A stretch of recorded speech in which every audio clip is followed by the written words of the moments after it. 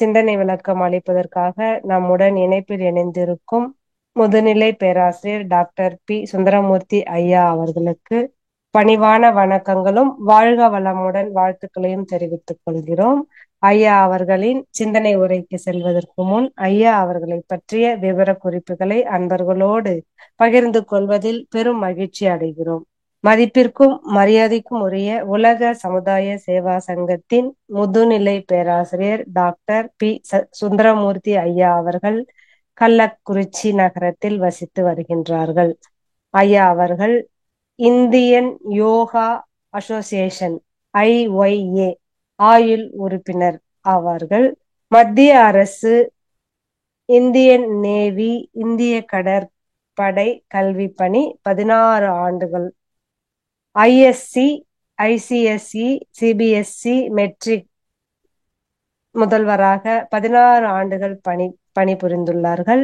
B.Ed, M.Ed கல்வியில் கல்லூரி முதல்வராக 7 ஆண்டுகளும், மேலும் PhD, OHE, MPhil, OHE ஆய்வு நெறியாளர் கைடாக பேராசிரியர்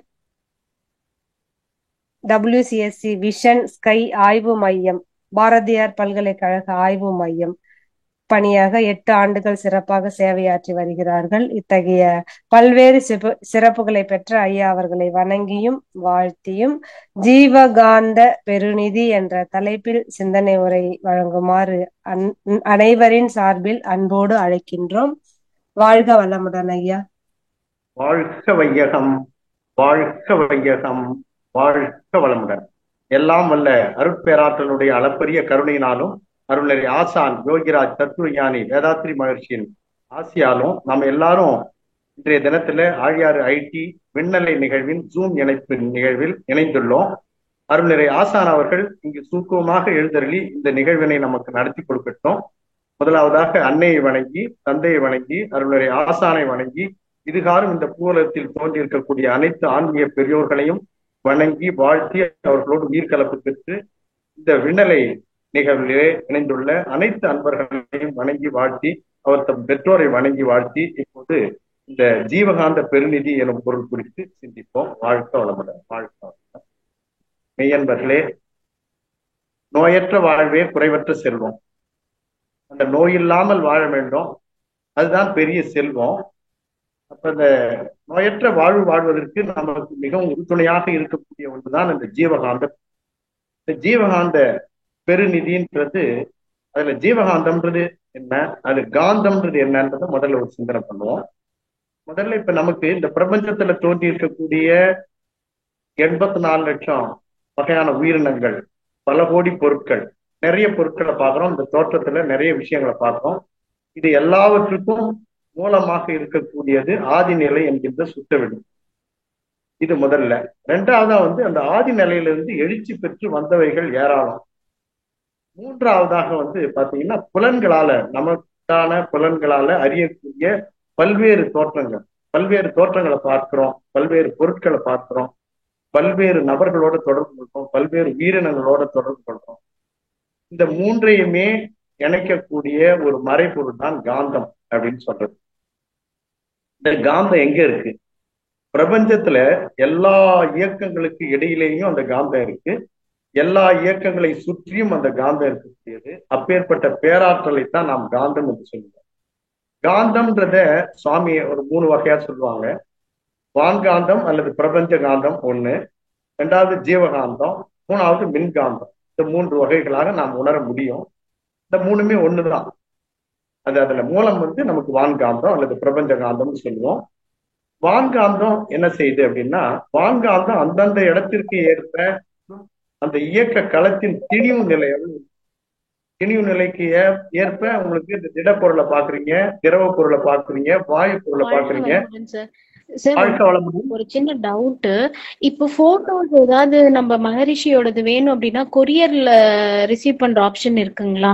இப்போ லாங்ல இருக்கும், அங்க அழியார் அறிவித்திருக்கோயில் வர முடியல அப்படின்னா இங்க இருந்தே பேமெண்ட் பண்ணி கொரியர்ல ரிசீவ் பண்ற ஆப்ஷன் போயிட்டு இருக்கு. நம்ம அப்புறமா பேசலாமா? நம்ம டவுட் அப்புறமா நான் இங்க கால் பண்ணி கேட்கலாமா? வாங்கிக்கலாமா? அதுக்கு உண்டான வாழ்க்கை வளமுடன். இப்ப இந்த வான்காந்தம் என்பது என்ன அப்படின்னா அந்தந்த இடத்திற்கு ஏற்ப சரிங்க சார். மற்றும் இந்த இயக்க களத்தோட திணி பார்த்தீங்களா? சரிங்க ஆடிபிளாமா சரிங்க இயக்க களத்தினுடைய திணிக்கு ஏற்ப அழுத்தமாகவோ ஒலியாகவோ ஒளியாகவோ சுவையாக மனமாக மனமாக தன்மாற்றம் பெறுகின்றது. சரிங்க திணிவுக்கு ஏற்றாற் போன்ற இந்த 5 நிலைகளாக இது 6வது மனமாக மாறுகிறது. சரிங்க சார். ஓகேங்க சார்.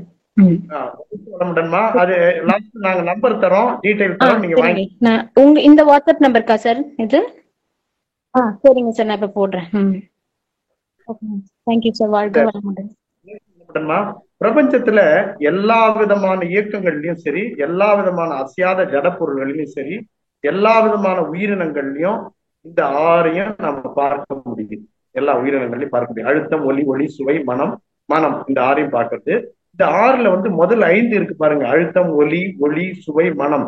இந்த 5ம் உயிரினங்களால புலன்களால தங்களுடைய புலன்களால அறியப்படுகின்றன. ஆனா 6வதா இருக்கக்கூடிய மனம் என்பது 6 அறிவு படைத்த மனிதனால் மட்டும் உணரக்கூடிய உள்ளுணர்வு. இந்த பிரபஞ்சம் முழுசும் வான்காந்தம் எங்கேயும் நிரம்பி இருக்கு. வான்காந்தமும் ஜீவகாந்தமும் எப்போதும் இணைஞ்சுதான் இருக்கும். மனிதனுடைய மனத்தோட உதவியால அந்த வான்காந்தத்தை நாம் வரவாக்கி கொண்டு அந்த வரவையே ஜீவகாந்தமாக மாற்றிக்கொள்ள முடியும். இப்ப நோயற்ற வாழ்வுல வள்ளல் பெருமான் சொல்றாரு, நோயற்ற வாழ்வில் நான் வாழ வேண்டும். கேள்விப்பட்டிருப்போம் நம்ம அடிக்கடி.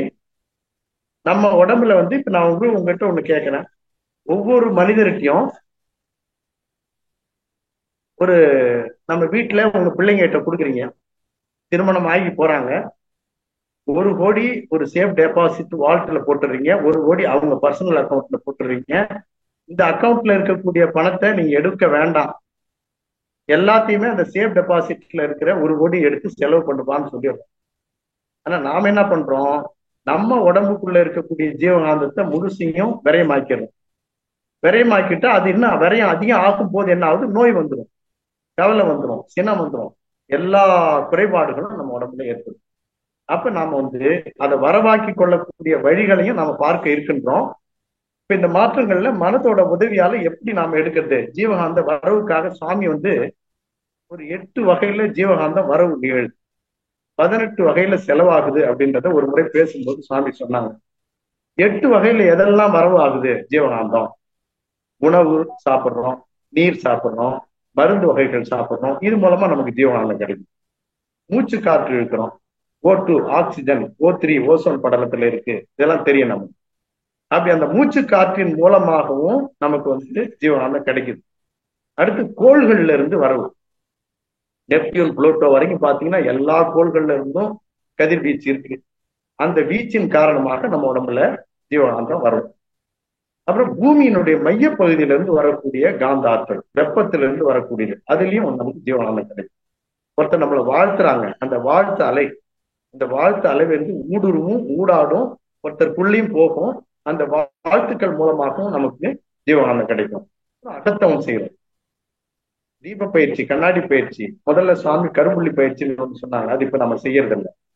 ஜீவகாந்த பெருக்க பயிற்சிகள், அகத்தவத்துல தவங்கள், இது எல்லாம் செய்யறதுல நமக்கு வந்து ஜீவகாந்தம் கிடைக்கும். அப்புறம் தெளிவு குரு சிந்தித்தல் தானே, குருவே நினைச்சிட்டு இருக்கு, ஜீவகாந்தம் நிறைவா இருக்கும், எப்பயுமே ஃபுல்லா இருக்கும். ஸோ இது வந்து ஒரு 8 வகைகள்ல நமக்கு வந்து ஜீவகாந்தம் வருது. வரவு, வரவு எட்டனா செலவு 10நான்னு கேள்விப்பட்டோம்.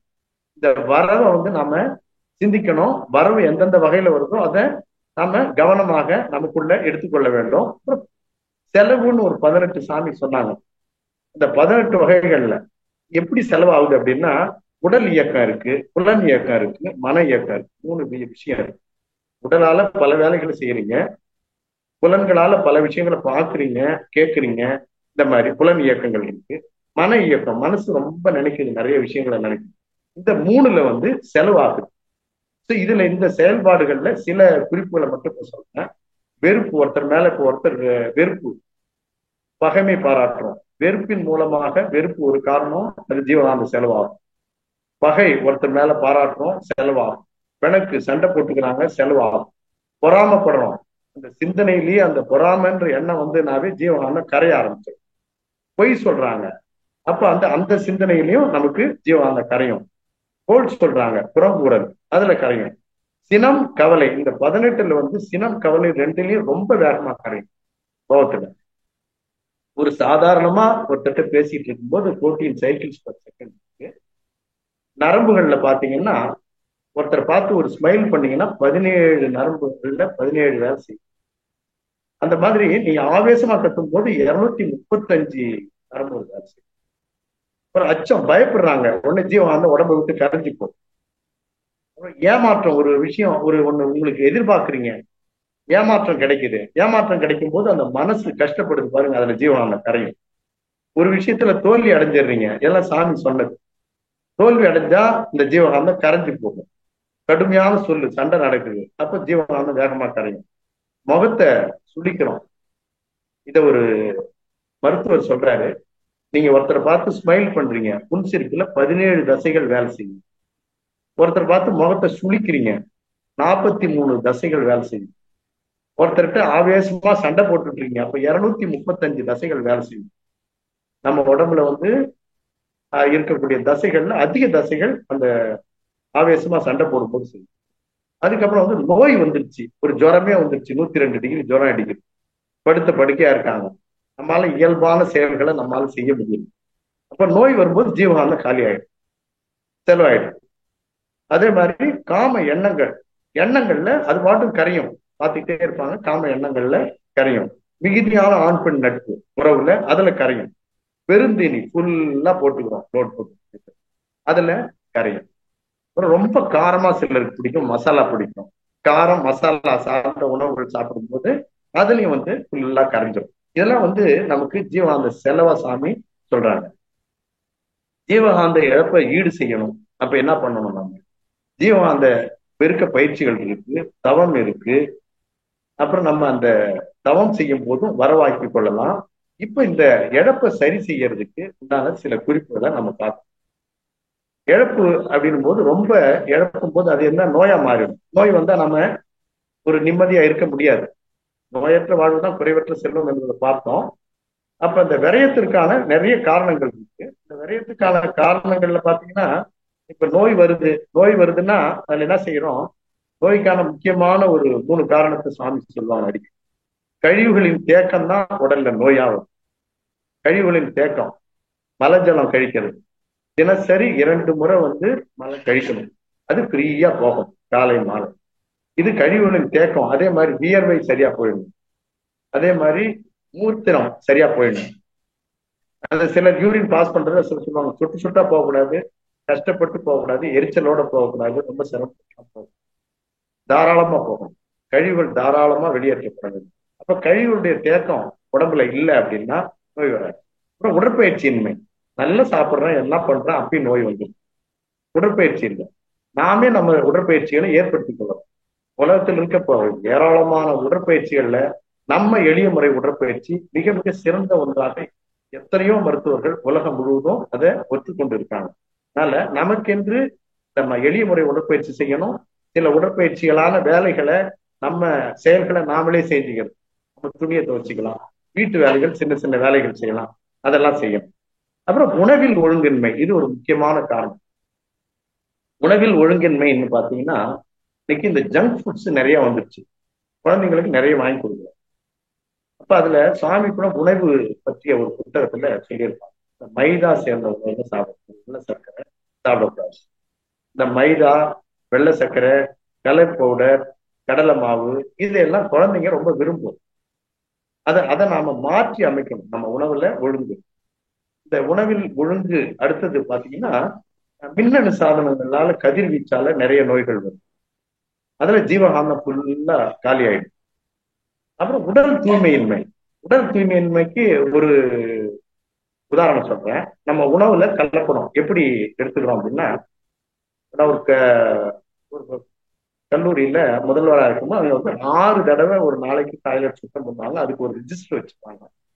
குழந்தைங்க நிறைய பேர் வராங்க, படிக்கிறாங்க, அதை சுத்தம் பண்ணிடுறாங்க. இப்ப நம்ம வீடுகள்ல பாருங்க, நிறைய வீடுகள்ல தினந்தோறும் டாய்லெட் சுத்தம் பண்றது, தினந்தோறும் பல்லு விளக்கணும், தினந்தோறும் குளிக்கணும். ஆனா டாய்லெட் தினந்தோறும் சுத்தம் பண்ண வேண்டியது, எப்ப மூடு வருதோ அப்ப பண்ணிக்கணும்.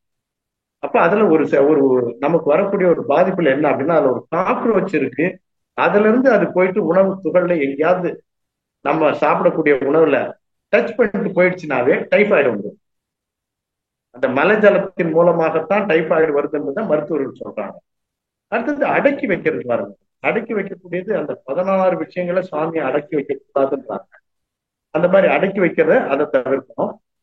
முக்கியமான காரணங்கள்ல 2 என்ன அப்படின்னா, ஒண்ணு இந்த மின்னணு சாதனங்களுடைய கதிர்வீச்சால ஜீவானந்தம் எல்லாம் காலியா போகுது. அடுத்தது ஸ்ட்ரெஸ், மன அழுத்தம்.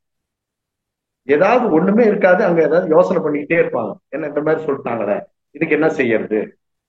அப்போ ஒருத்தர் மேல ஒருத்தர் நான் சரியாதான் இருக்கேன், இருந்தாலும் அவங்க துன்பம் விட்டுக்கிட்டே இருக்காங்க, அவங்க மேல நமக்கு கோபம் இருந்துகிட்டே இருக்கு. சுவாமி சொல்றது ஒரு வார்த்தை கேளுங்க. பெஸ்ட் புக்கு சுவாமி எழுதின புக்ல ஞானமும் வாழணும். நம்ம மனிதன் எப்படி வாழ்க்கை நடத்தணும், எப்படி வாழணும்ன்றது அதுல பூரா சொல்லுவாங்க. சுவாமி ஒரு இடத்துல சொல்லுவாங்க, உயிர்கள் யாருமே இறைவனுடைய திருவருவங்கள் தான் என்ற தெளிவில் வாழும்போது பிற உயிர்களுக்கு துன்பத்தை ஏற்படுத்தக்கூடிய பழிச்செயலை செய்ய முடியுமா அப்படின்னு சொல்றாங்க. எங்கெல்லாம் யார் எந்த உயிரினத்தை பார்க்கிறோமோ அதெல்லாம் இறைவனாக பார்க்கணும். இது அதனுடைய அர்த்தம். சிந்தனையோர் வழி வாழ்வு வாழ்ந்து காட்டினோர் நிறைவு கூறுவான்னு சொல்லுவாங்க சுவாமி. பகவான் ராமகிருஷ்ணரை பத்தி கேள்விப்பட்டிருக்கோம், சாரதா அம்மாவை பத்தி கேள்விப்பட்டிருக்கோம். கல்கட்டா ஆசிரமத்துல இருந்தாங்க. அவரை அவர் போனார்னா கல்கட்டா காளி கோயில்ல தீபாவளி காமிச்சிட்டே இருப்பார் மணிக்கணக்கில். 7 மணி நேரம் 8 மணி நேரம் கூட அந்த எண்ணெயை ஏற்றி காமிச்சிட்டே இருப்பாரு. போறவங்க எல்லாம் இவன் ஒரு பைத்தியக்காரன் காமிச்சிட்டு இருக்கான் அப்படின்னு சொல்லுவாங்க. அதுல இறைநிலையை, ஜடப்பொருள்ல இறைவனை பார்க்கறது, இறை ரூபங்கள்ல இறைநிலையை பார்க்கறது, உருவங்கள் மற்ற உருவங்கள். அப்படின்னா அவர் அப்படியே கட்டி தூக்கிட்டு போயிட்டு ஒரு விபச்சாரி வீட்டுல உள்ள போட்டு கூட்டிட்டாங்க. அந்த அம்மாவை பார்த்துட்டு அவர் சொல்றாரு, அம்மா காளிகட்டுல நீ காளி ரூபத்துல இருக்க, தாயே நீ இந்த ரூபத்திலே இருக்கேன்னு அப்படியே நெடுஞ்சாங்களே சொல்றாரு. அதனால பார்க்கும் பொருட்கள் எல்லாம் இறைவனை காண வேண்டும். அது சுவாமி விவேகானந்தர் சொல்லியிருக்காங்க. அந்த மாதிரி ஒரு பண்பு நமக்கு எப்ப வரும் அப்படின்னா, சரியா தவம் பண்றோம் அப்படின்னா பார்க்கக்கூடியவர்கள்ல இறைவன் நிரம்பி இருக்கான், எனக்குள்ள இறைவன் இருக்கான், அந்த மாதிரி எல்லா உயிரினங்கள்லயும் இறைவன் இருக்கான் அப்படின்ற ஒரு எண்ணம் அப்ப வந்துடும், தவம் பண்ணும்போது வரும். அதே மாதிரி நமக்கு ஒரு துன்பம் வருது, ஸ்ட்ரெஸ் காரணம் பாருங்க. துன்பம் வந்தா ஸ்ட்ரெஸ் வந்துடும். தனது வினைப்பதிவே இன்னொரு மூலமாக துன்பமாக வந்தது என்ற தெளிவு இருந்தால் ஏன் குற்றம் பிறர் மீது சுமத்தக்கூடும்? ஒரு கவியில் அதிலே சொல்றார், ஞானம் வாழும் தன் குற்றம் குறை கண்டமை தன்னுள் ஆய்ந்து தனித்திருத்தும் தகமை வந்தால் ஏன் குற்றம் பிறர் மீது சுமத்தக்கூடும்? ஏதேனும் கண்டாலும் மன்னித்தாலும் மென்மைக்கே மனம் உயரும் அப்படிங்கிறார் சுவாமி. இந்த ஸ்ட்ரெஸ்ஸுக்கு அதெல்லாம் காரணம். குழந்தைங்க வீட்டுல நமக்கு என்ன பிரச்சனை வருது? குழந்தைங்க மேல கோபம் வரும், கணவருக்கு மனைவி மேல, மனைவிக்கு கணவர் மேல, 2 பேருக்குமே உறவினர்கள் மேல, நண்பர்கள் மேல.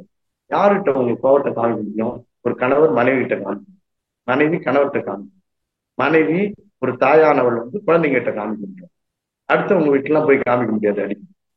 சோ அந்த மாதிரி நம்ம அருகாமையில் இருக்கவங்க, நமக்கு உதவியாக இருக்கிறவங்க மீது ரொம்ப ரொம்ப நமக்கு கோபம் வருது, அந்த ஸ்ட்ரெஸ் வருது. ஸ்ட்ரெஸ் வரும்போது கற்பூரம் மாதிரி நிறைய கரைஞ்சு போயிடும். அதனால நம்ம என்னன்னா, அந்த ஸ்ட்ரெஸ்ன்றது ஒரு மிக முக்கியமான ஒரு காரணம். அந்த ஸ்ட்ரெஸ் போகிறதுக்கு நம்ம மனதை நாம பண்படுத்திக் கொள்ள வேண்டும். ஜீவானந்த பெருக்க பயிற்சி செய்ய வேண்டும். சரி, ஜீவானந்த பெருக்க பயிற்சி பார்க்கறதுக்கு முன்னாடி ஒண்ணு செய்யணும். தினந்தோறும் நம்ம எல்லாம் பல்லு வளர்க்கிறோமா? தினந்தோறும் நம்ம குளிக்கிறோமா? இதை கேட்கும்போது ஆமா நான் டெய்லி குளிக்கிறேன்னு. நீங்க புறக்குளியல் மட்டும் பண்றீங்க, அகக்குளியல் எங்க பண்றீங்க? 50% தான் குளிக்கிறீங்க. அகக்குளியல் அப்படின்றது, அகக்குளியல் பண்றதுக்கு ஒரு பெஸ்ட் இருக்கிற பயிற்சிகளே நம்ம சுவாமி கொடுத்த பயிற்சிகள்ல உயர்நிலை பயிற்சி ஜீவகாந்த பெருக்க பயிற்சியான கண்ணாடி பயிற்சி. ஆரம்ப காலத்துல கரும்புள்ளி பயிற்சின்னு ஒண்ணு கொடுத்தாங்க, அடுத்தது தீப பயிற்சி, அப்புறம் இப்ப கரும்புள்ளி பயிற்சி. தீப பயிற்சியை விட அதிகமா கிடைக்கும். தீப பயிற்சி செய்யணும், வாரத்துல ஒரு நாள் செய்யுங்க. ஆனா மற்ற நாட்கள் எல்லாமே தொடர்ந்து நமக்கு எப்பயுமே ஃபுல்லா இருக்கணும். சமையல் இல்லத்தரசிகளுக்கு தெரியும், வீட்டுல எப்பயுமே வெங்காயமும் தக்காளியும் இருக்கும். சாம்பார் வைக்கணும்னா வெங்காயம் தக்காளி நமக்கு வேணும். அதனால அதே மாதிரி என்ன ஆகும்னா, எப்பயுமே நம்ம உடம்புல ஜீவகாந்தம் ஃபுல்லா இருக்கணும். அப்பதான் நோய் அணுகாது. அப்ப ஜீவகாந்தம் ஃபுல்லா வைக்கிறதுக்கு என்ன வழி அப்படின்னா, ஒண்ணு தவம் பண்ணுங்க, அல்லது ஜீவகாந்த பெருக்க பயிற்சி கண்ணாடி பயிற்சி டெய்லி பண்ணுங்க. இல்ல எனக்கு ஃபுல்லா இருக்கு அப்படின்னா அப்ப தேவை. ஃபுல்லா ஆக்கிட்டீங்க அப்படின்னா, அந்த அளவு ஃபுல்லா இருந்தா உங்களுக்கு எந்த நோய் நொடியும் வராது. ஸோ அதனால அதை நாம கவனம் வச்சுக்கணும். ஜீவானந்த பெருக்க பயிற்சி பண்ணணும். ஜீவானந்த பெருக்க பயிற்சி செய்முறைகளை நம்ம மன்றங்களுக்கு நீங்க வரும்பொழுது நமக்கு அறிவுறுத்துறாங்க, சொல்லி கொடுக்குறாங்க. ஆனா நீங்க வந்து செய்யும்போது சில குறிப்புகள் மட்டும் சொல்றேன். அந்த சில குறிப்புகளை வந்து மனசுல வச்சு அந்த ஜீவானந்த பெருக்க பயிற்சி பண்ணும்போது சிந்தனையோர் வழிபாடுன்னு சொன்னேன் இல்லைங்களா? அதை வந்து நீங்க அமரக்கூடிய இடத்துல வந்து கீழே வந்து விரிப்பு போடுறோம் பாருங்க. விரிப்பு வந்து சிந்தனையோர் வழிபாடு கிருஷ்ணர் சொல்றாரு கீதையில. ஜீவகாந்தத்தை பத்தி பகவத்கீதையில வருது. பகவத்கீதையில கிருஷ்ணர் சொல்றது என்ன சொல்றாருன்னா, கீழே ஒரு தர்ப்ப புல்லாலான பாய போடுங்க, அதுக்கு மேல மொத்தமா ஒரு துணி போடுங்க, அதற்கு மேல மெல்லிய துணி போடுங்க. அப்படி உட்காந்தீங்கன்னா அந்த லேயர்ல இருந்து கீழே வந்து நம்ம ஜீவகாந்தம் விரையும் ஆகாது. இப்ப நீங்க ஒரு வீட்டுல எல்லார் வீட்லயும் கோரப்பாய் இருக்கும். கோரப்பாயை எடுத்து விரிங்க. விரிச்சிட்டு கொஞ்சம் ஒரு 1/2 டம்ளர் தண்ணி ஊத்துங்க, உடனே கீழே போயிடும். ஆனா சந்து இருக்கும். அதனால இந்த 3 லேயர் போட சொல்றாரு கிருஷ்ணர் கீதையில கீழே. அடுத்தது வந்து இந்த மயிர்கால்கள் வழியா இந்த ஜீவானந்த பெருக்க பயிற்சி செய்யறவங்க நிறைய பேர் இருப்பீங்க. இல்ல, ரெண்டாவது இந்த மயிர்கால்கள் வழியா ஜீவனாந்தம் விரையுமா. அதுக்காக என்ன பண்ணாங்க, சுவாமி வடலூர் ராமலிங்க சுவாமி அவருடைய உருவத்தை மனக்கண் முன்னாடி கொண்டு வாங்க. அவர் வெள்ளை உடைய வந்து போத்தி, இந்த முகம் மட்டும் தெரியுது, உள்ள போத்தி. இந்த மயிர்கால்கள் வழியா வெளியேறும் ஜீவனாந்தம். அதை மூடிட்டோம்னா அது ஒரு பிளாக் ஆயிடும், அங்க வெளியேற. சுவாமி விவேகானந்தர் பாருங்க, அந்த தலைப்பை அழகா ஆரஞ்சு கலர், அது வெளியேறும். அதனால இந்த தலையும் சேர்த்து ஜீவானந்தம் பெருக்க பயிற்சி பண்றதுக்கு முன்னாடி அப்படி ஒரு பகுதி. ரெண்டாவது, அப்புறம் இந்த சந்து மூடுவாங்க. இந்த கைகளை பார்த்தீங்கன்னா நிறைய பேருக்கு கையில சந்து இருக்கு, ஓட்டை இருக்குன்னு சொல்லுவாங்க. இந்த சந்துகளை மூடும் போது என்ன பண்ணுங்க, விரலை வந்து சேர்த்து வச்சுங்க. இந்த 4 துளைகள் ஓட்டை இருக்கு பாருங்க, அது இந்த 4ஆல் அடையும். அடைச்சிக்கிட்டு இந்த குழி மட்டும்தான் கண்ணில் வச்சுக்கணும். அப்படி செய்யும். இந்த மாதிரி சில குறிப்புகள் கீழே இதெல்லாம் போட்டுட்டு செய்முறை வந்து நீங்க அதுல தெரிஞ்சுக்கலாம். இப்படி நாம தினந்தோறும் செய்து நம்முடைய ஜீவகாந்தத்தை வந்து உடல்ல வச்சுக்கணும். இப்ப நாம இந்த அடுத்தது ஒரு விஷயம் அதுல பார்க்க போறோம். நம்ம அதிகம் இந்த காலத்துல யோகா ஃபார் மாடர்ன் ஏஜ்ன்னு சொல்லுவாங்க. இந்த காலத்துல வந்து அதிகமா ஆகக்கூடிய ஒரு வழி என்ன அப்படின்னா, இந்த மொபைல் ரேடியேஷன், அப்புறம் எலக்ட்ரானிக் குட்ஸ் நம்ம நிறைய பயன்படுத்துறோம். மொபைல் பயன்படுத்துறோம், தொலைக்காட்சி இருக்கு, எல்லாமே எல்இடியா வந்துச்சு. அப்படி இருக்கும்போது இந்த மொபைல் பயன்படுத்துறது மூலமாக வந்து ஜீவானந்தம் கற்பூரம் மாதிரி கரைஞ்சு போகும்.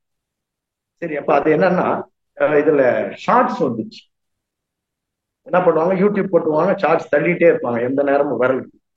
விரல் வழியா ரேடியேஷன் உள்ள போகுது, ஜீவானந்தத்தை கரைச்சி கற்பூரம் மாதிரி போயிடும். எப்படி சினம் கவலையில அதிகமா ஜீவானந்தம் கரையிட்டோம், அதே மாதிரி நீங்க மொபைல் ரேடியேஷன்ல அதிகமா கரையும். ஆனா அதை தான் விரும்புறாங்க எல்லாரும். அப்ப அந்த ரேடியேஷன்ல இருந்து எப்படி என்னென்ன பாதிப்புகள் வருது மொபைல் ரேடியேஷன்ல பாத்தீங்கன்னா, இந்த பீனியல்னு ஒரு சுரப்பி இருக்கு, அதுல மெலட்டோனின் ஒரு திரவம் இருக்கு. அந்த திரவம் வந்து ட்ரை ஆயிடும். நீங்க கையில இப்படி செல்ல வச்சு பார்த்துக்கிட்டே இருக்கீங்க, தள்ளிட்டே இருக்கீங்க, தள்ள இந்த ரேடியேஷன் உள்ள போயிட்டு அந்த மெலட்டோனின் திரவத்தை ட்ரை பண்ணிட்டு போகுது. அதனால என்ன அப்படின்னு கேட்கலாம் நீங்க. மெலட்டோனின் திரவம் வந்து ட்ரை ஆகி போச்சுன்னா நைட்ல தூக்கம் வராது.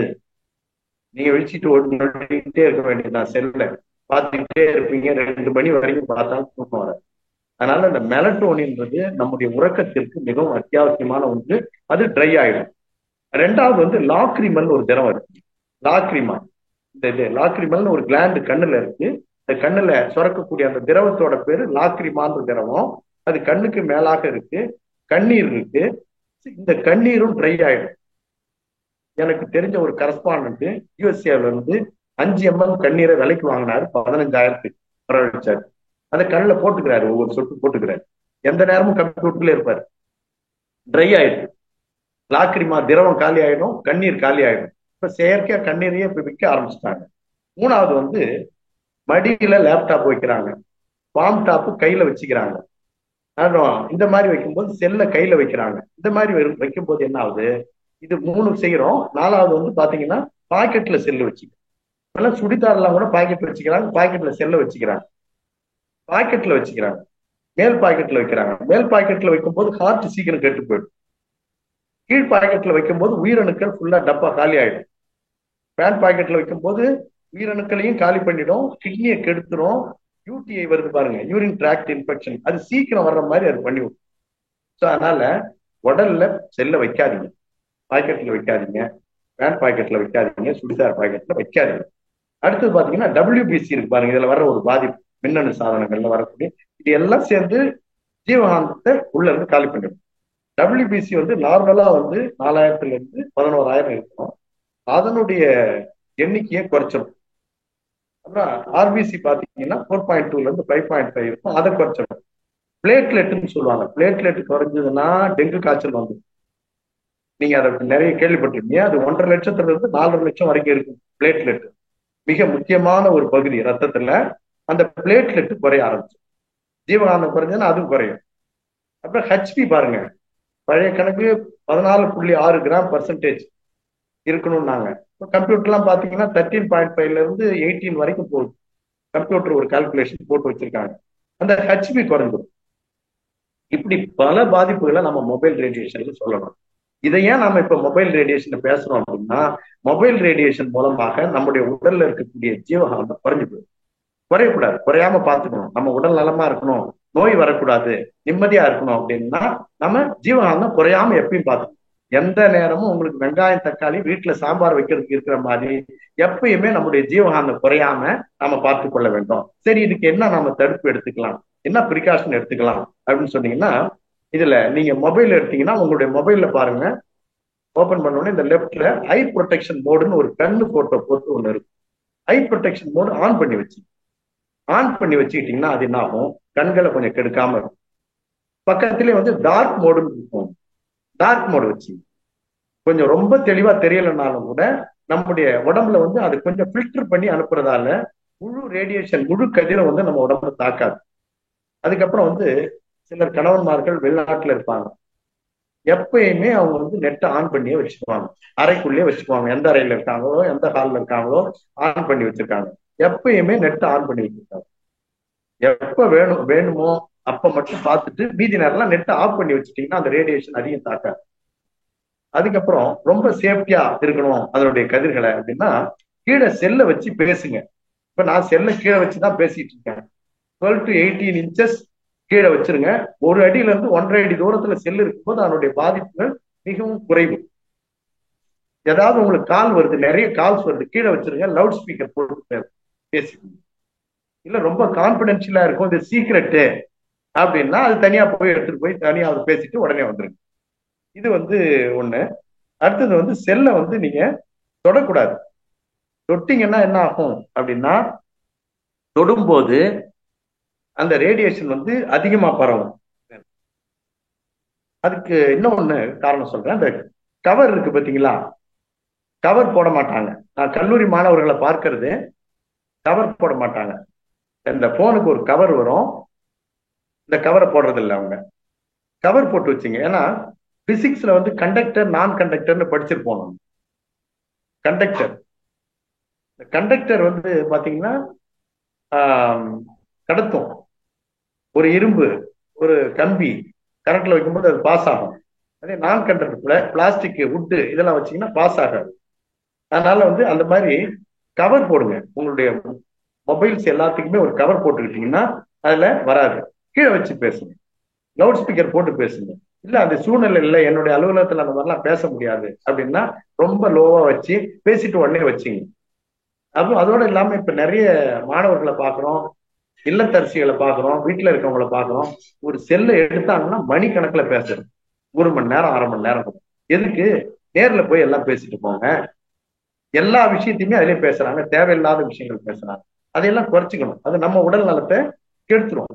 அப்புறம் நைட்டு படுக்கும்போது பாத்தீங்கன்னா தலையணை அடியில வைக்கக்கூடாது. மொபைல் ரேடியேஷன் அதிகமா பாதிச்சிடும், நம்ம நரம்புகளை கெடுத்துரும், உடல்ல ரத்தம் எல்லாவற்றையும் எல்லா உறுப்புகளையுமே கெடுக்கக்கூடிய ஒரு சூழ்நிலை உண்டாகும். டாக்டர் யோக வித்யான்னு ஒன்று, டாக்டர் சிவராமன் சார் அடிக்கடி ஆழியார் வருவார், நீங்க கேள்விப்பட்டிருப்பீங்க. நிறைய பேர் அவருடைய வீடியோஸ் எல்லாம் பார்த்திருப்பீங்க.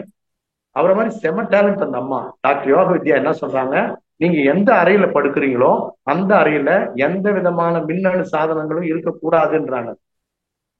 தொலைக்காட்சி இருக்கா, செல்ல அங்கேயே வச்சுக்க வேண்டியது, டிவியை வச்சுக்க வேண்டியது, லேப்டாப் வச்சுக்க வேண்டியது, என்னென்ன எலக்ட்ரானிக் குட்ஸ், வாட்ச், கையில கட்டுற வாட்ச் கூட நல்லா பெருசா நல்லா எலக்ட்ரானிக் வாட்ச் வச்சுக்க வேண்டியது. இந்த எலக்ட்ரானிக் மின்னணு சாதனங்கள்ல இருந்து வரக்கூடிய கதிர்கள் நம்ம உடல் நலத்தை பாதிச்சிடும். அதனால அந்த அறையில இருந்து எல்லாவற்றையும் அகற்றிடுங்க. நீங்க எந்த அறையில படுக்கிறீங்களோ அங்க வைக்காதீங்க. அறையை விட்டு ஹாலுக்கு எடுத்துருங்க, நெட்டை ஆஃப் பண்ணி வைங்க. அதுக்கப்புறம் காதுல வச்சு பேச வேண்டாம். காதுல வச்சு பேசிங்கன்னா காதோட கெப்பாசிட்டியை மருத்துவர்கள் என்ன சொல்றாங்கன்னா 610 டெசிபல். காதோட ஹியரிங் கெப்பாசிட்டி 610 டெசிபல்.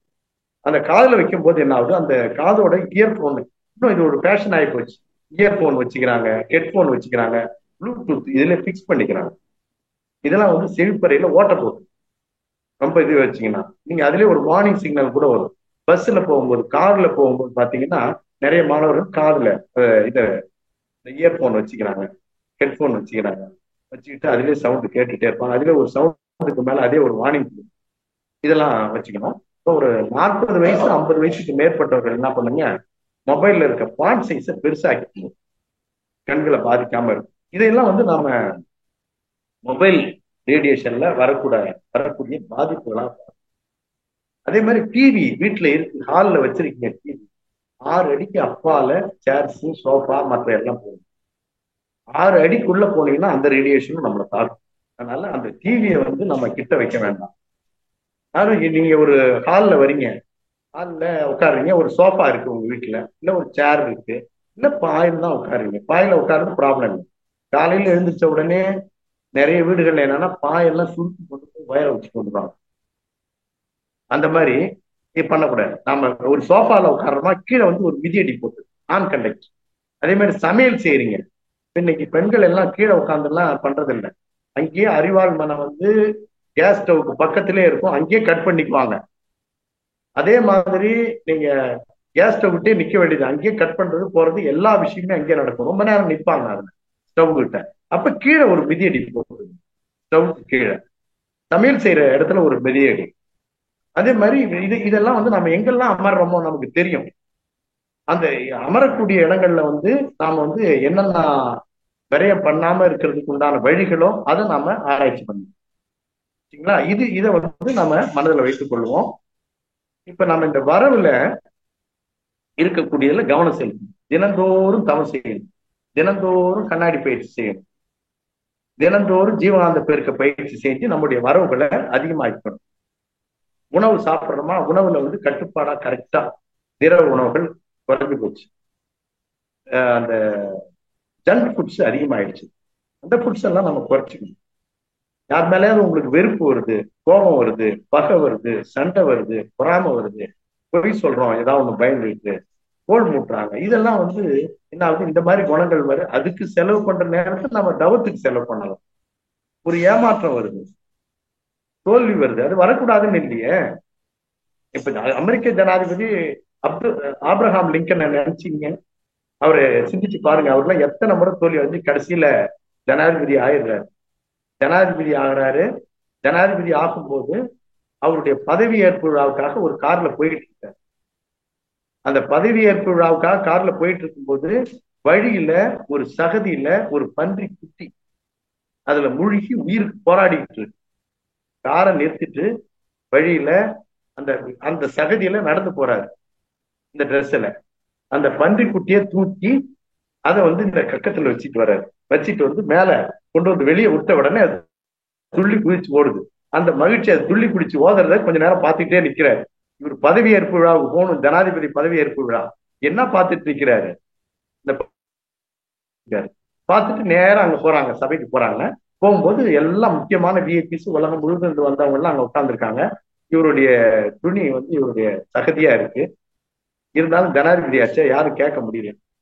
அப்புறம் நேரா போறாரு, எல்லாம் ஏற்றுக்கொள்ளுகிறாரு. அப்புறம் அவங்க பார்வையை பார்த்துட்டு அவரே சொல்றாரு, வழியில வந்த மாதிரி உயிர் போராடிட்டு இருந்தது, அதனால அதை எடுத்து வெளியே விட்டுட்டு வந்தேன் அப்படின்னு. எப்பேற்பட்ட மனநிலை, உயிர்கள் படக்கூடாது அப்படின்ற ஒரு மனநிலை. அதனால நம்முடைய செயல்களை நாம ஒழுங்குபடுத்திக் கொள்ள வேண்டும். உங்களுக்கு ஏதாவது ஒரு துன்பம் வருது, எவர் மூலம் ஒரு துன்பம் வந்த போதும் செய்த பாவம் போச்சு அப்படின்றது மகர்ஷியோட வாசகம். நினைச்சீங்க, இவங்க நமக்கு துன்பம் கொடுக்குறாங்க, இது மூலம் என்கிட்ட கருமையா 100% தூய்மையா இல்ல, நான் எப்ப செஞ்சேன்னு தெரியாது எனக்கு. அந்த மாதிரி ஒரு விஷயத்த நம்ம மனதில் ஃபாலோ பண்ணிட்டோம்னா நம்ம மனசை ஒரு சமநிலையில வைத்துக் கொண்டோம். காலையில எழுந்திருக்கிறோம், இருந்துச்சா இந்த மாதிரி விஷயங்களை நாம உடற்பயிற்சி செய்யணும், சமம் செய்யணும், காயகல்பம் செய்யணும். ஸோ இதெல்லாம் செஞ்சுட்டு இருந்தோம்னா அதுக்கு நமக்கு நேரம் போதாது. மற்ற விஷயங்கள் துன்பம் கொடுக்குறாங்களா, இப்ப நீங்க 100% உங்களுடைய கருமை. இப்ப இந்த மாதிரி நம்ம ஸ்ட்ரெஸ் வரக்கூடிய என்னென்ன காரணங்கள் சார்ந்து சொன்னாங்களோ அது எல்லாவற்றையும் நம்ம விட்டு நம்ம மனத சமையலாக இருக்கிறதுக்கு உண்டான உடல்களை நாம ஏற்படுத்திக் கொள்ள வேண்டும். அதே மாதிரி சினம் வருது, கவலை வருது. சினத்தால எவ்வளவு நோய்கள் வருது, சாமி சொல்லியிருக்காங்க பல நோய். சினம் தவிர்த்தல்னு ஒரு சாப்டர் நம்ம படிச்சிருப்போம். 2001 ஆழியார்ல சுவாமிஜி மேடையில பேசும் பொழுது என்ன சொல்லிட்டாங்க, சினம் ஒழிக்கப்பட வேண்டும் அப்படின்ற ஒரு வார்த்தை வந்து, அந்த சினம் ஒழித்து விடணும். அதாவது தன்னையும் கெடுத்து தங்கம் போன்ற உறவையும் கெடுக்கக்கூடிய சினத்தை நாம் ஒழித்து விட வேண்டும்ன்ற வார்த்தை சுவாமிஜி கிட்ட இருந்து வந்ததுங்க. அதனால சினம் ஒழிச்சிடணும். கவலைப்படாதீங்க, எதுவும் கவலைப்படாதீங்க. ஏதோ ஒரு துன்பம் நமக்கு வருது, நம்முடைய வினைப்பதிவின் மூலமாக அந்த துன்பம் வருகிறது என்பதை நாம் மனதில் வைத்துக் கொள்ள வேண்டும். உணவில கொஞ்சம் கட்டுப்பாடு.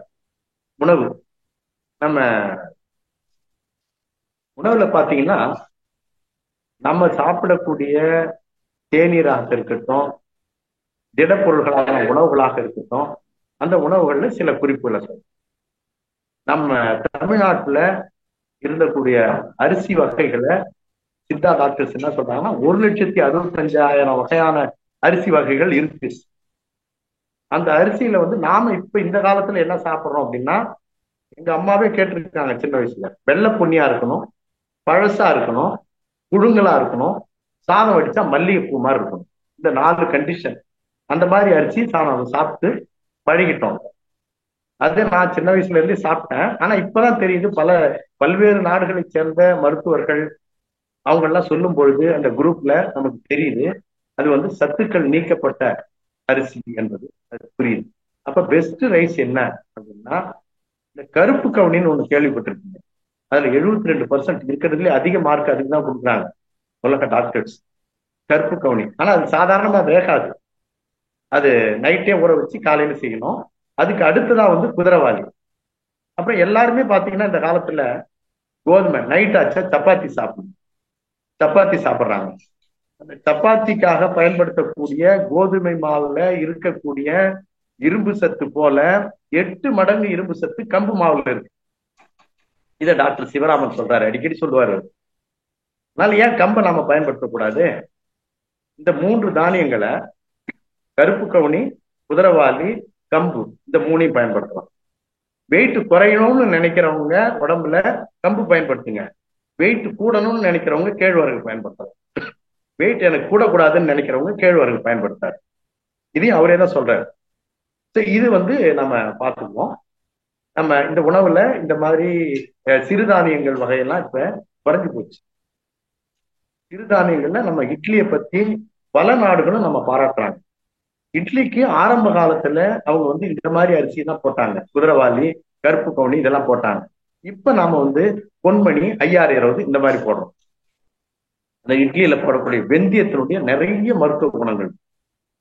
அந்த இது நீங்க உளுந்து போடுறீங்க, உளுந்துல புரோட்டீன் நிறைய இருக்கு, புரோட்டீன் நமக்கு கிடைக்கும். அதே மாதிரி அரிசியில வந்து பழைய காலத்துல அவங்க இந்த கருப்பு கவுனி, குதிரைவாலி இதெல்லாம் பயன்படுத்தினாங்க.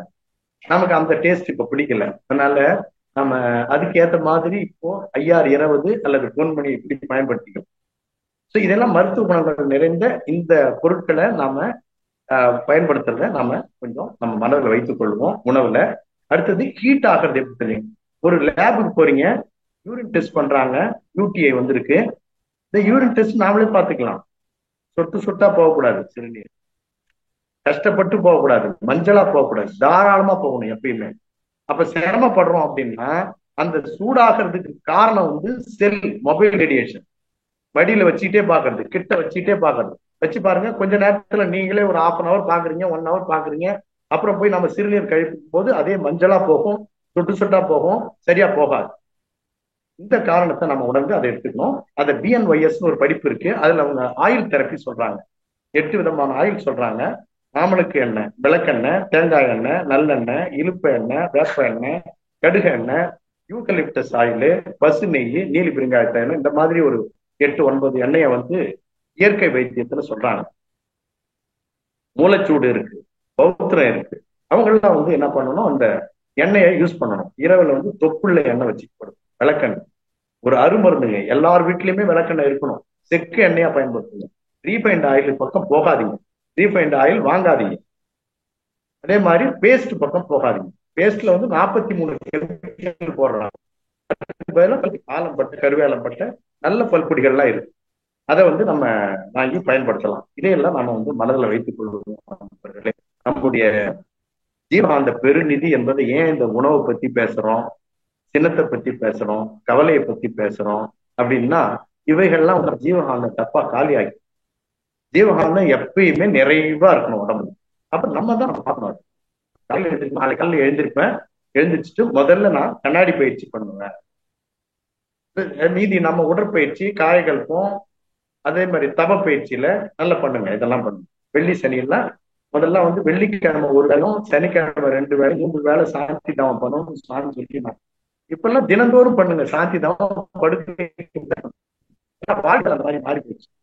இதையெல்லாம் மனதில் கொண்டு நாம வந்து ஜீவகாந்த இருப்ப வரவுல நம்ம கவனம் செலுத்தணும்.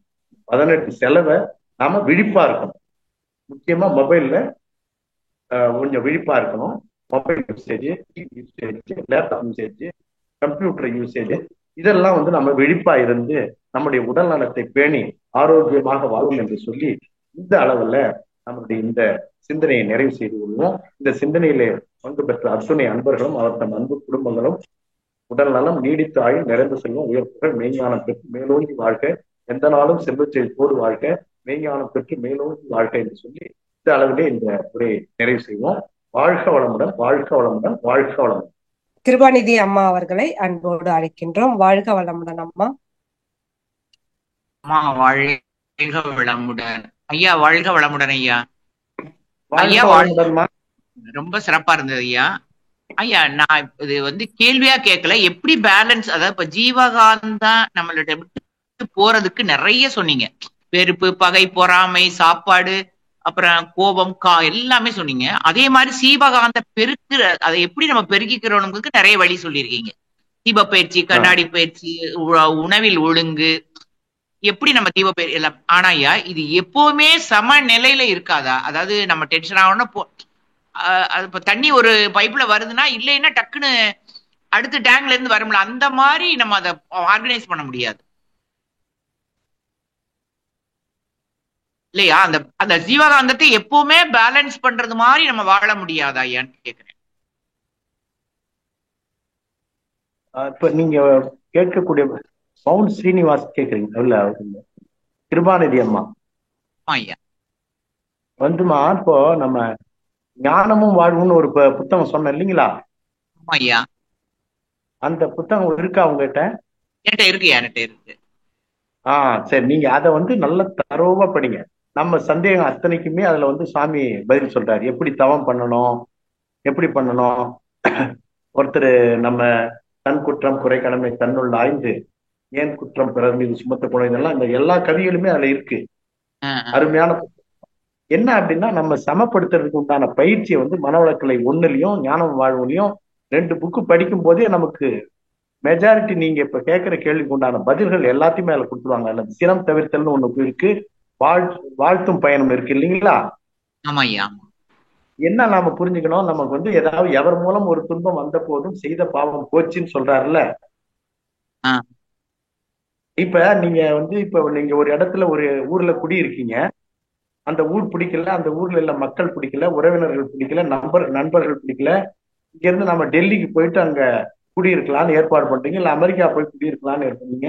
நீங்க போறதுக்கு முன்னாடியே உங்க கருமையத்துல அந்த பதிவுகள் இருந்ததுன்னா அங்க 4 பேர் வெயிட் பண்ணிட்டு இருப்பாங்க. நமக்கு இந்த வினைப்பதிவுக்கு வேண்டிய காசு அண்ட் எஃபெக்ட் இருக்கு இல்லைங்களா, அதை கொடுக்கறதுக்கு வந்து நம்ம வந்து அங்கேயே வெயிட் பண்ணிட்டு இருப்பாங்க. எங்க போனாலும் அது வினை வந்து தொடர்ந்து வந்துட்டு தான் இருக்கும்.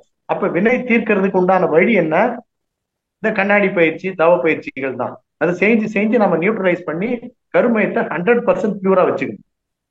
கருமையத்துல இப்ப நம்ம பார்க்கணும், நீங்க ஒரு 58% புண்ணியம் செஞ்சிருக்கீங்க, ஒரு 42% பாவம் இருக்குன்னா, அந்த கண்ணாடி பயிற்சி செய்ய செய்ய, துரியாதீதம் செய்ய செய்ய அதெல்லாம் கரைஞ்சிரும். கரைஞ்சிட்டு 100% பியூர் ஆயிடும்.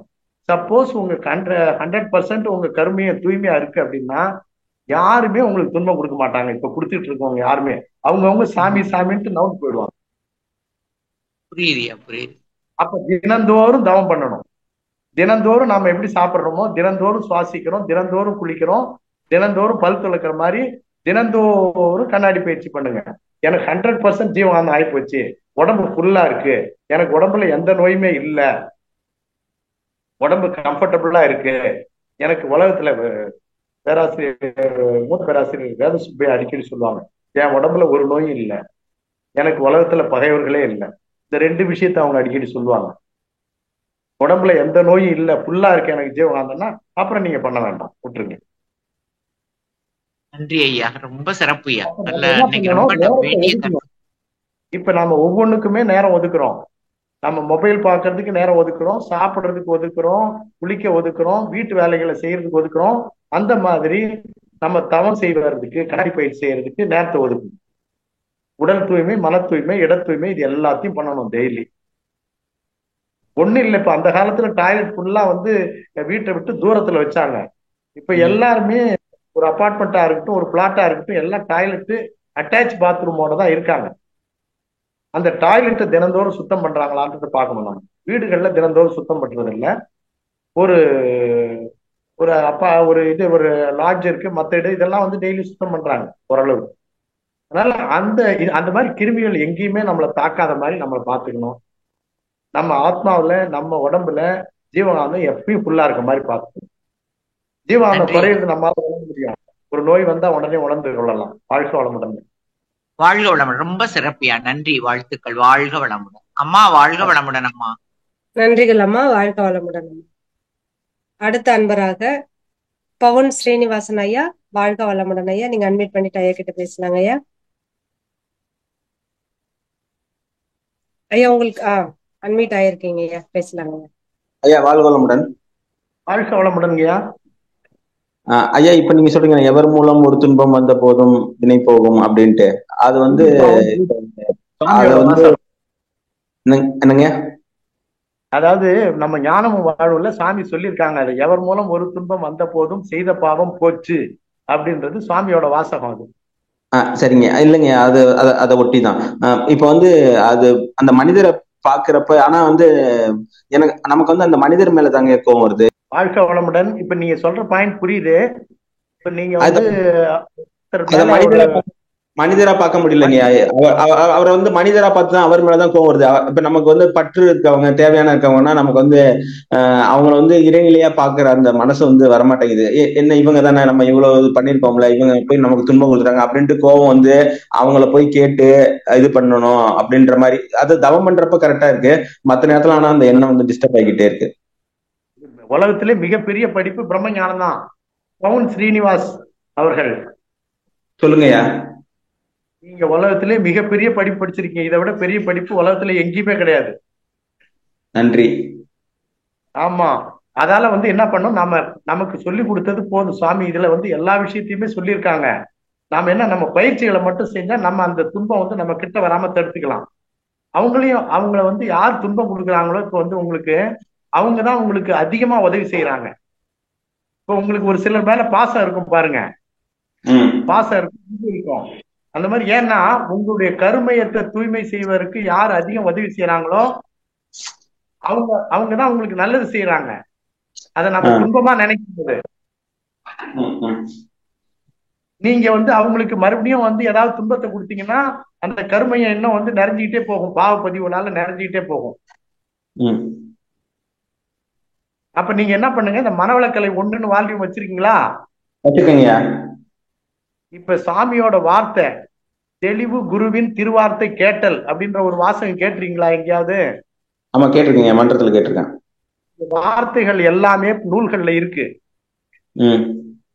அந்த சினம் தவிர்த்தல்ன்ற சாப்டரை நீங்க வந்து திரும்ப திரும்ப படிங்க. அது சுவாமியோட வார்த்தை தான். ஓகே. அதை படிங்க. படிச்சா அதாவது நல்ல விஷயத்த விடவே கூடாது, கெட்ட விஷயத்த உடனே விட்டுடணும். ஓகே. அதான் அப்ப நீங்க இந்த புக்கை முன்னாடி வந்து இப்ப நமக்கு தேவையான பொருள்ல வந்து பாத்தீங்கன்னா நம்ம வீட்டுல நம்ம இருக்கும்போது செல்ல கிட்ட எடுத்து வச்சுக்குவோம். ஓகே. ஒரு ஸ்பைரல் பேட் இருக்குன்னா அதை கிட்ட வச்சுக்குவோம். அவங்கவுங்களுக்கு எது முக்கியமோ, சமையல் செய்யறாங்க இல்லத்தரசிகள் ஒரு அரிவாள் மனையோ கத்தியோ கிட்ட வச்சுக்குவாங்க வெஜிடபிள் ம், நறுக்கிறதுக்கு. ம். அந்த மாதிரி நீங்க எப்பயுமே உங்க கிட்ட வந்து மனவளக்கலை ஒண்ணு வச்சுக்கீங்க. ஓகே. எனக்கு படிக்க நேரம் இல்லை அப்படின்னா மணிமொழிகள்னு ஒண்ணு இருக்கு, சுருக்கமா கொடுப்பாங்க எல்லா அகத்தாயும் அதுல பிரம்மஞானம் வரைக்கும். ம், ம், ம். மணிமொழிகள் வச்சுக்கங்க. சுவாமியோட புக்கெல்லாம் வாங்கி வச்சிருக்கீங்களா? வச்சிருக்கேங்க, வச்சிருக்கேன். அதை எடுத்து வச்சுங்க. முக்கியமான புக்கு மட்டும் வச்சுங்க. ஞானமும் வாழ்வு இப்ப சொன்னேன்ல, இந்த 3 புக்கு மட்டும் வச்சுங்க கிட்ட.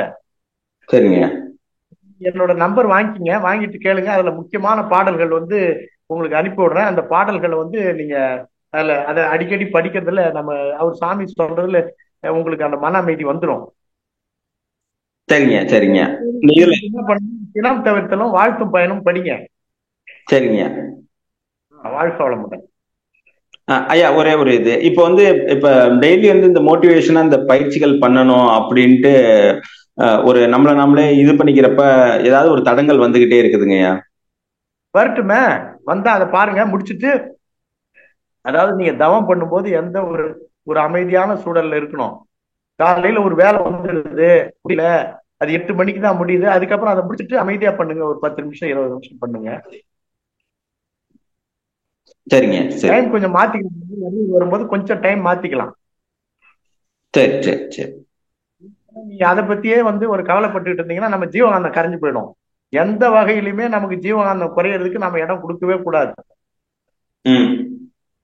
3 விஷயம் வச்சுங்க. ஒண்ணு வந்து மோஷன் போறது வந்து 2 தடவை ஃப்ரீயா போகணும். சிறுநீர் கழிக்கிறதுல வந்து சொட்டு சொட்டா போகக்கூடாது, எரிச்சலோட போகக்கூடாது, நெஞ்சலா போகக்கூடாது, கஷ்டப்பட்டு போகக்கூடாது. அப்படி போகுதுன்னா நீங்க மொபைல் அதிகம் யூஸ் பண்றீங்க, அதுல அப்படியே சூடாயிடும், கிட்னி கெட்டு போயிடும். அதை வச்சுக்கணும். அதுக்கப்புறம் உங்க மனசு ஒரு பிரச்சனை வந்து கிட்ட இருக்கு அப்படின்னா அந்த பிரச்சனையை தீர்த்துருங்க. தீர்த்துட்டு மறுபடியும் உட்காருங்க. ஃபுல் டே நீங்க வேலை செய்ய போறது இல்ல, கொஞ்ச நேரம் ஃப்ரீயா இருப்பீங்களா, அதை செய்யுங்க. ஞாபகத்துக்கு வந்துகிட்டே டிஸ்டர்ப் பண்ணிக்கிட்டே இருக்குதுங்க. அப்படி ரொட்டேஷன்ல வந்து எது டிஸ்டர்ப் பண்ணுது? ஒரு பிரச்சனை நடந்துச்சுன்னா அதை தூக்கி போட்டு அடுத்ததுக்கு போக முடியல, அதே அப்படியே வந்து டிஸ்டர்ப் பண்ணிக்கிட்டே இருக்கு. நாம வந்து அகத்தாய்வு சரியா பண்ணலன்னு அர்த்தம். இப்ப யாரை கேட்டாலும் தினந்தோறும் உடற்பயிற்சி செய்வீங்க, தவம் செய்வீங்க அப்படின்னு நிறைய பேராசிரியர்கள் உங்ககிட்ட சொல்லிட்டு இருப்பாங்க இல்லையா? ஆமா. ஆனா அது 2 விட மிக மிக முக்கியம். அகத்தாய்வு தினந்தோறும் பண்ணணும். அகத்தாய்வு இல்லைன்னா பிரச்சனை சிக்கிக்குவோம் நாம. தற்சோதனைன்னு ஒரு வார்த்தை கேள்விப்பட்டிருக்கீங்களா? ஆமாங்கய்யா. அது தினந்தோறும் பண்ணணும். சாமி அகத்தாய்வு 1, 2ல வந்து நிறைய பேர் அப்படியே உட்கார்ந்து இருப்பாங்க. பேப்பர் எடுங்க, பேனாவை எடுங்கன்னு. பேப்பர் எடுத்து பேனா எடுத்து எழுதுங்க யார் மேல கஷ்டம் வருது. நீங்க மனவளக்கலை 1 வால்யூம் எடுங்க, அதுலயே இதுக்கு சொல்யூஷன் இருக்கு. அந்த கட்டத்தை எடுத்து பாருங்க. கட்டம் நீங்க போட வேண்டாம், ஒரு ஒயிட் பேப்பர் எடுத்துங்க. இன்னைக்கு வந்து என்ன அகத்தாய்வுல தற்சோதனையில யார் யார் மேல உங்களுக்கு கோபம் வருது, தினம் தவிர்த்தல்னு ஒரு சாப்டர் இருக்கும். அதுல கடைசியா பார்த்து சாமி போட்ட கட்டம் இருக்கும்.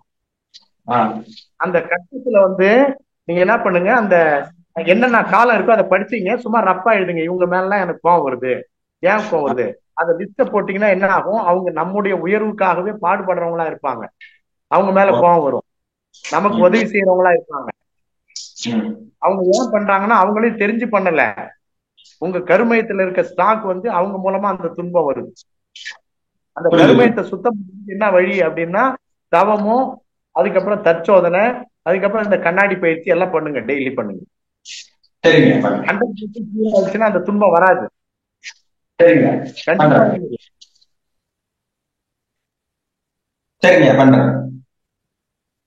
வாழ்க வளமுடன். நன்றி. வாழ்க வளமுடன் ஐயா. அடுத்த அன்பராக கவிதா கோவிந்தராஜன். வாழ்க வளமுடன் அம்மா. வாழ்க வளமுடன் ஐயா. ஐயா இப்ப நம்ம கூட தானே ஐயா டார்க் மோட்ல போட சொன்னீங்க போன கண்ணு ஐ கான்டாக்ட்ல. என் நம்பர் வாங்கிக்கிங்க. நம்பர் வாங்கிட்டு நீங்க ஒரு 2 o'clock இல்லைன்னா கிளாஸ் முடிஞ்ச பிறகு கேளுங்க, நான் சொல்றேன். நம்பர் போட்டுடுங்க ஐயா. என் நம்பர் போட்டு விட சொல்லுங்க அம்மாவை. போடுங்க போடுங்க, நான் பேசிக்கிறேன்.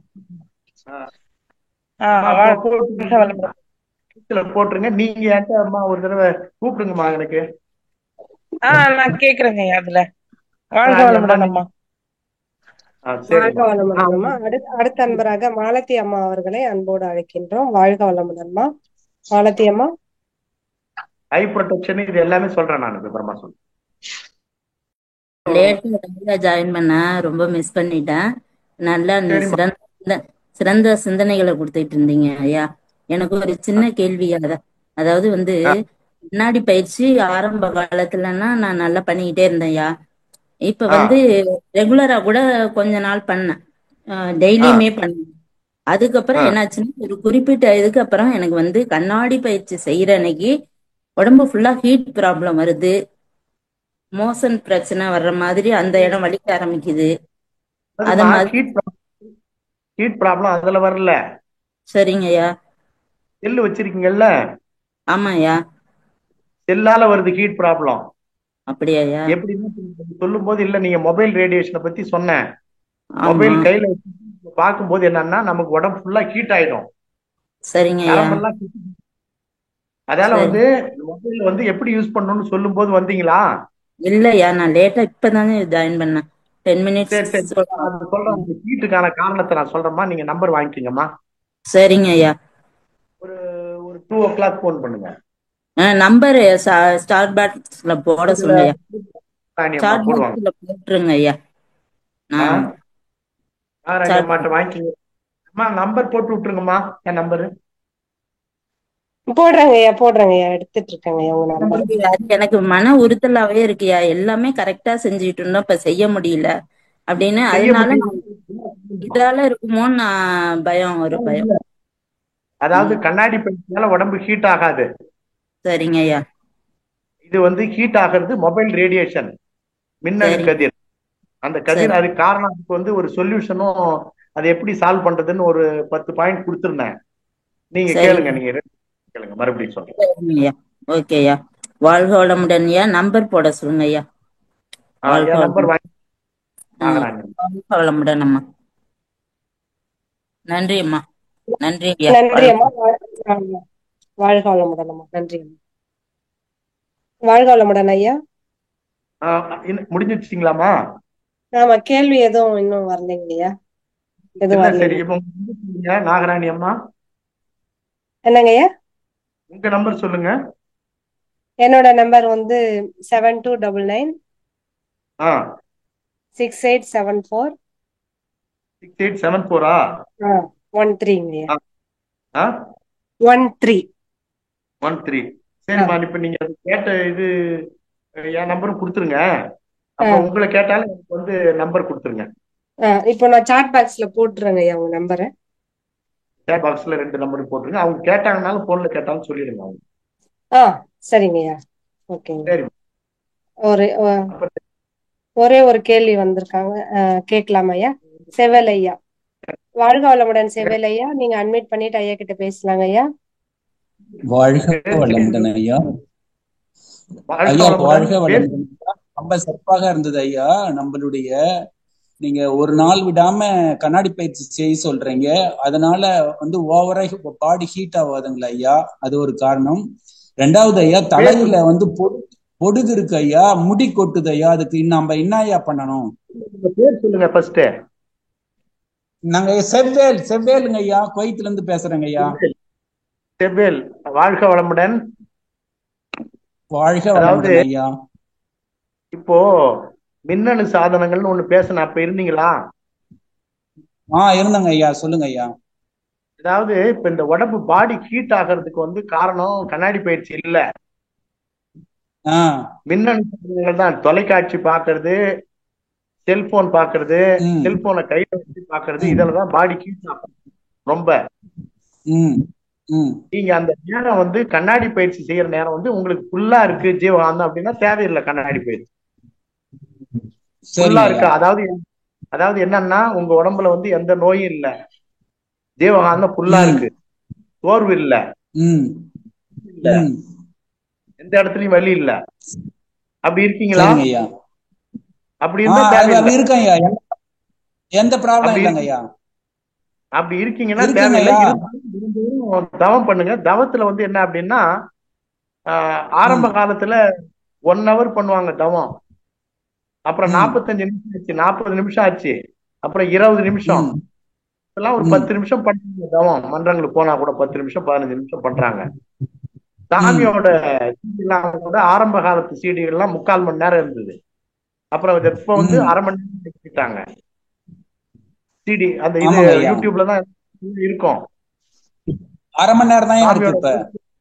ஆமா, சுவாமியோட வாய்ஸ் கேட்டே பண்ணுங்க, தினந்தோறும் பண்றேங்க தவம் ஐயா, பண்ணுங்க. அப்புறம் வந்து நீங்க கண்டிப்பா உங்களுக்கு ஹீட் பண்றேங்க. ஆகிறதுக்கு இது ஒரு காரணம் ரேடியேஷன். ம் 2வது காரணம் ம் ஹீட் ஆகுறதுக்கு என்னன்னா நீங்க சாந்தி தவம் ஒழுங்கா பண்றது இல்லைன்னு அர்த்தம். சரிங்க ஐயா. சாந்தி தவம்னா அது முதல்ல வந்து சுவாமி வந்து வெள்ளிக்கிழமை ஒரு வேளை, சனிக்கிழமை 2 வேளை, 3 வேளை செய்ய சொன்னாங்க. ம் அப்போ வந்து காலச்சூழல் வந்து வேற. அதுக்கப்புறம் சாமியே ம் சொல்லிட்டு போயிட்டாங்க தினந்தோறும் இரவு செய்யணும்ட்டு. சரிங்க ஏன்னா ஐயா, உங்க டெய்லி அன்னன்னைக்கு பண்றேன், கம்ப்யூட்டர் இன்ஜினியர்ஸ் அன்னன்னைக்கு இருக்காங்க. பண்றேங்க ஐயா. டெய்லி படுக்கிறதுக்கு முன்னாடி ஒரு குறைஞ்சது ஒரு 10 நிமிஷம் இல்ல 15 நிமிஷம் சாந்தி தவம் பண்ணுங்க, ஹீட் குறைஞ்சிரும். சரிங்க ஐயா, ரொம்ப நல்லதுங்க ஐயா. அப்புறம் பண்ணுங்க. த- சரிங்க ஐயா, என்ன வேலை தலையில செய்றீங்க? முடி கொட்டுறதும் அது எனக்கு நம்ம மின்சாரத்துறையில மின்சாரத்துறையில வேலை செய்யறேன் ஐயா. எது மின்சாரத்துறையில? சரி. அதனால உங்களுடைய வேலை பளு, மன உளைச்சல் இது காரணமா ஹீட் ஆயிடும் பாடி. அப்புறம் ஹீட் ஆகிறது ஆ எந்தெந்த காரணம் எனக்கு வந்து ஒரு 4 மணிக்கா போன் போடுங்க. சரிங்க ஐயா. 4 மணிக்கு என் நம்பர் வாங்கிக்கிங்க, சரிங்க ஐயா. குறிச்சிட்டு 4 நம்பர் அவங்க போட்டிருப்பாங்க சேட் பாக்ஸ்ல, அதை எடுத்து வாங்கிக்கிங்க. அம்மாவை கேளுங்க, நாகராணி சரிங்க ஐயா. அம்மாவை இல்ல என்ன கேட்டுட்டு நீங்க 4 மணிக்கா பேசுங்க. ஹீட் ம் ஆகிறதுக்கு உண்டான காரணம் தெரிஞ்சுக்கிட்டு அதுல கொஞ்சம் விழிப்பா இருந்தோம்னா ஒன்றும் ஆகாது. சரிங்க ஐயா. ரெண்டாவது தலை வந்து பொடுகாது ஐயா, முடி கொட்டுதுங்க ஐயா. சொல்றேன், அது சொல்றேன், போன்ல கேளுங்க சொல்றேன். ஏமா இப்ப ஒருத்தர் ஓகேங்க ஐயா. மெசேஜ் நம்பர் சொல்றேன், குறிச்சிங்க. என்னுடைய மொபைல் நம்பரு சரி, 807 சொல்லுங்க ஐயா. 807 சொல்லுங்க. 807 807 245 245 1368. 1368 ஐயா. சரிங்க ஐயா. சரி, குறிச்சிங்க. நீங்க ஐயா 4 o'clock 807 245 1368. ம் ஓகேங்க ஐயா, 4 மணிக்கு கூப்பிடுறேங்க ஐயா. கூப்பிடுங்க. வாழ்க்கை வளம். மகிழ்ச்சி ஐயா, வாழ்த்துக்கள் ஐயா, வாழ்க வளமுடன். மகிழ்ச்சி அம்மா, வாய்ப்பு கொடுத்ததுக்கு நன்றி அம்மா. நன்றிகள் ஐயா, வாழ்க வளமுடன். அடுத்த அன்பராக XIAOMIN வந்திருக்கீங்க. உங்க பேரை சொல்லிட்டு நீங்க ஐயா கிட்ட பேசலாம். அம்மா வாழ்க வளமுடன். என் பேர் தமிழ்ச்செல்விங்க, ஆசிரியர். கேக்குதுங்களா கேக்குதுமா? எந்த ஊர்ல இருந்து பேசுறீங்கம்மா? ஐயா? மேட்டுப்பாளையத்துல இருந்து பேசுறேங்க ஐயா, மேட்டுப்பாளையம் சிறுமுகை.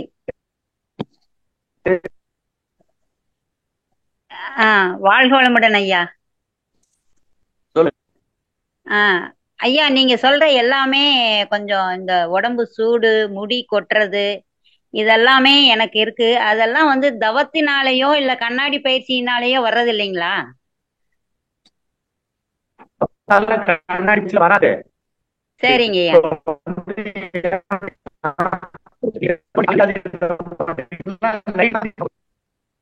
ஐயா சரியா கேட்க மாட்டேங்குதுங்க ஐயா.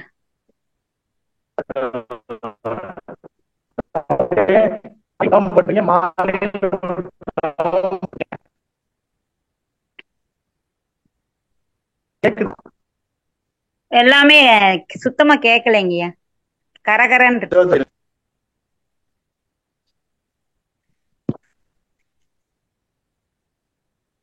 டவர் கிடைக்கல, அங்க டவர் கிடைக்குது. இப்ப கேக்குதுங்க ஐயா.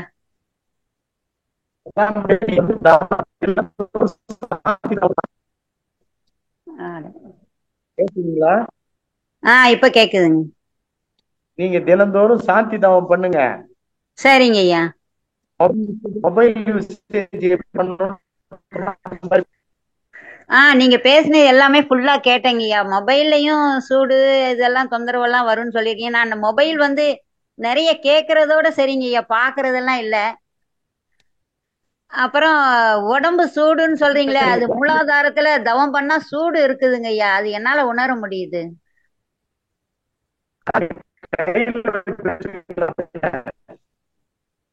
ம். வாழ்க வளமுடன் ஐயா. சரியா கேட்க மாட்டேங்குதுங்கம்மா. அம்மா கேட்க மாட்டேங்குது. ஆமாங்கம்மா, நெட்வொர்க் இஷ்யூ போல இருக்கு ஐயாக்கு.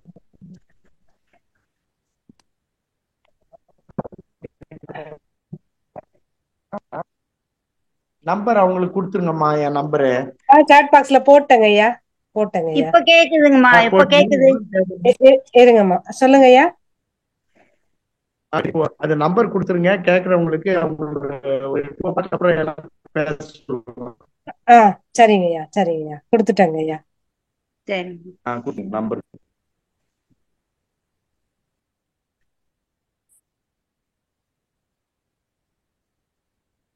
வாழ்க வளமுடன் ஐயா.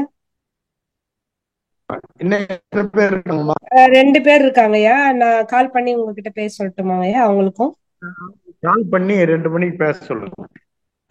சரிங்க ஐயா, பேச சொல்லுங்க. ஒருவேளை டவர் ப்ராப்ளம். ஆமாங்க ஐயா, நெட்வொர்க் இஷ்யூ தாங்க ஐயா. நெட்வொர்க் இஷ்யூ தான்.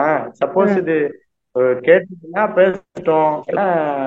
இப்ப கேக்குதுங்க ஐயா, இப்ப கேக்குதுங்க ஐயா. ஒருத்தவங்க கேக்குதுங்க.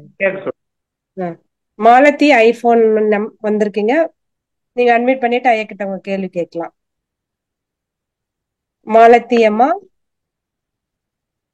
மாலதி அம்மா கேளுங்க.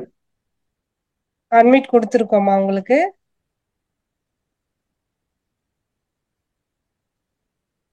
மாலதி அம்மா,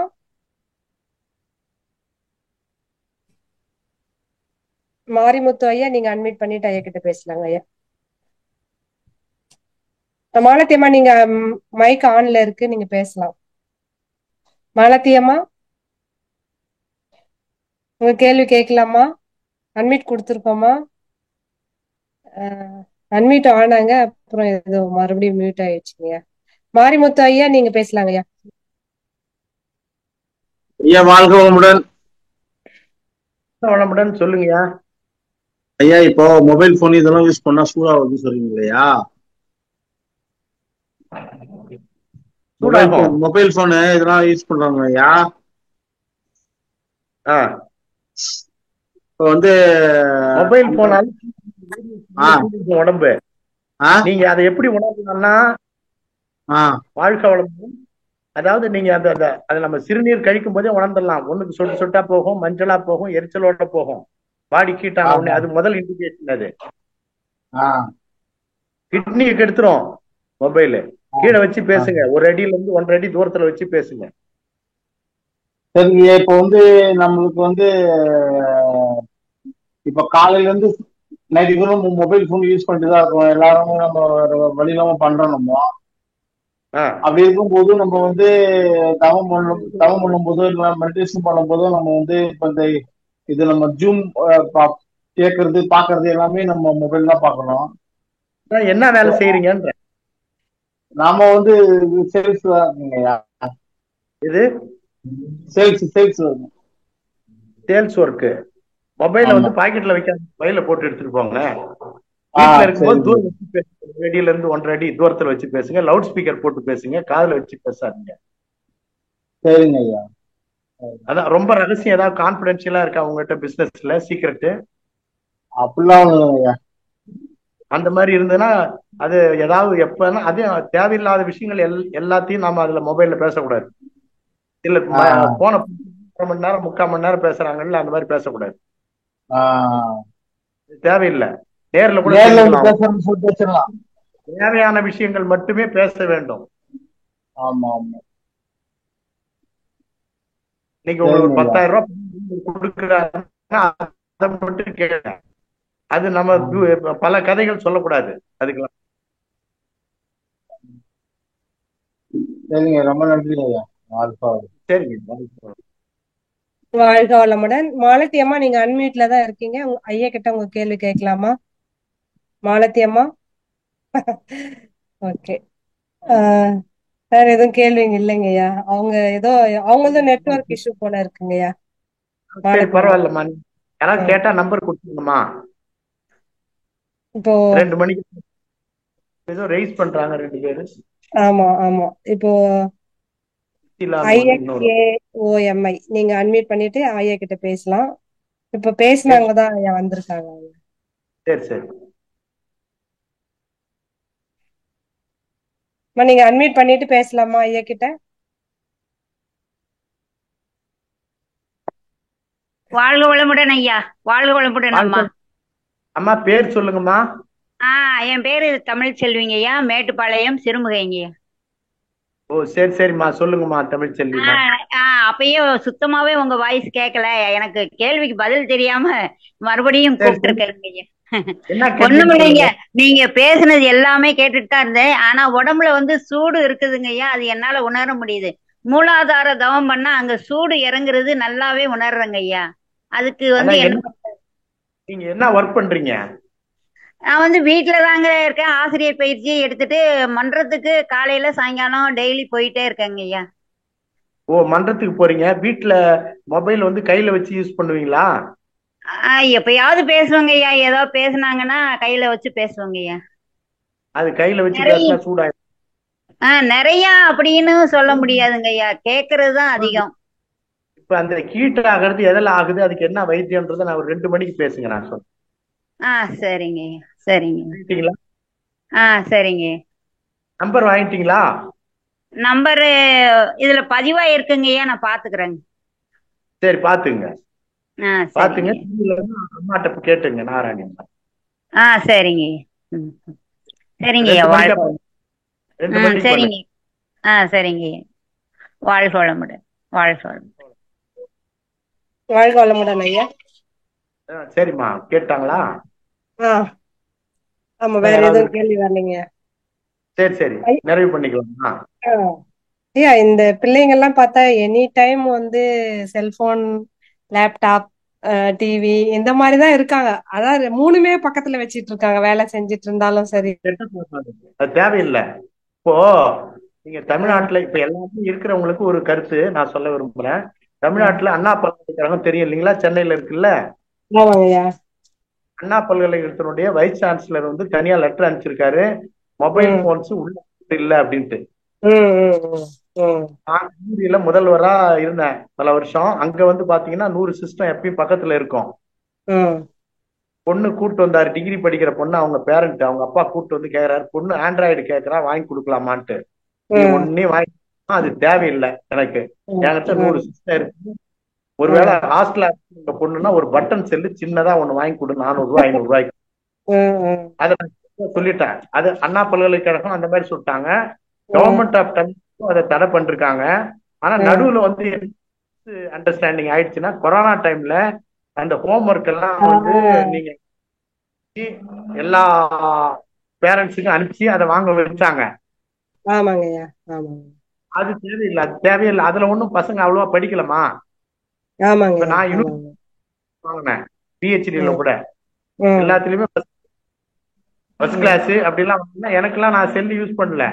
பிஹெச்டி டைம்ல கூட 3 lakhக்கு மெட்டீரியல் எல்லாம் வாங்கினே தவிர மொபைல் யூஸ் பண்ணல. சார் சிவி ராமன் உங்களுக்கு அவர்லாம் என்ன செல் யூஸ் பண்ணாரு?